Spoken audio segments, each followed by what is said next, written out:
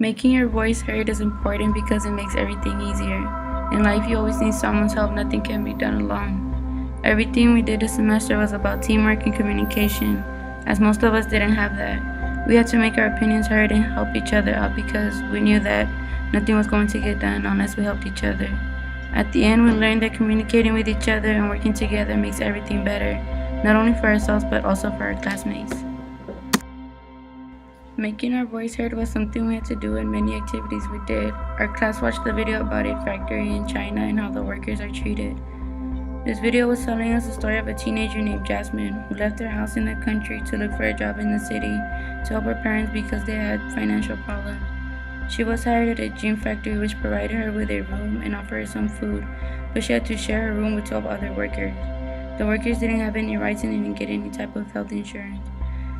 Jasmine wasn't getting enough food and she was slowly getting sick, and the company didn't pay her for the first 3 months of work, so she couldn't even buy medicine. One day the company had to make a big order of jeans, but the workers didn't want to work because no one had received their money. They weren't willing to work without getting paid.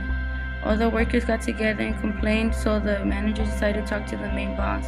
The boss told the managers to inform the workers that if they did the job, that they were going to get paid.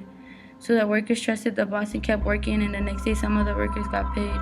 Not all of them did, and Jasmine was one of them who didn't get paid. After what happened, nothing changed. The workers should have made their voice heard louder by involving more people, and things could have changed. Like the workers in China Blue, the characters in the book The Road, the man and the boy had to communicate with each other. This novel by Cormac McCarthy was about a father struggling to survive with his son. In a world that was burnt down, there were a few that survived, and most of them decided to come back.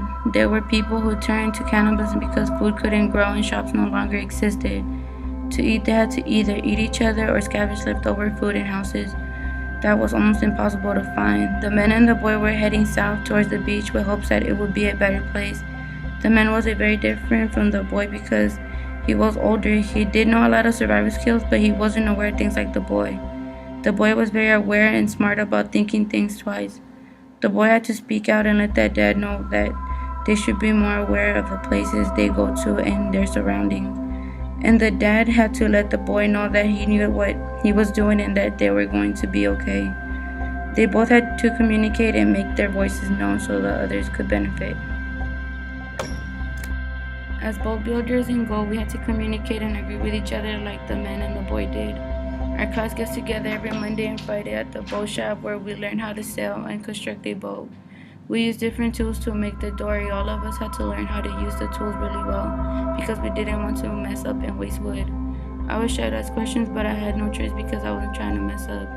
One day at the boat shop, my group was building and there was the Japanese pole saw that I wasn't sure how to use. I asked Erica, a friend who knew how to use it, and showed me and made it easy for me to use the tool the right way. With her explanation, now I know that asking for help was best because I got the right help from my friends and teachers. Communicating and helping each other was also something we did at the ropes course. Every Thursday we would go to Fort Minley, also known as the ropes course. We had to learn how to tie knots, how to belay, and how to get comfortable talking to a big group to lead them. Throughout the course every week we were assigned to do something different, like leading a group or teaching them physical and mental safety. We will also teach the participants games so they could work together and know that they need each other. The first day I had to lead a game in a big group. I was nervous and shy. I thought I was going to mess up. I knew I had to be confident and to do my best. I knew I had to take that extra step. Before we get the chance to lead, we practice with one of the leaders so they could help you. I wasn't sure what to say, and getting the chance to practice first helped a lot. When it was my turn to lead, I was nervous, but watching the participants really listen to you made it easy.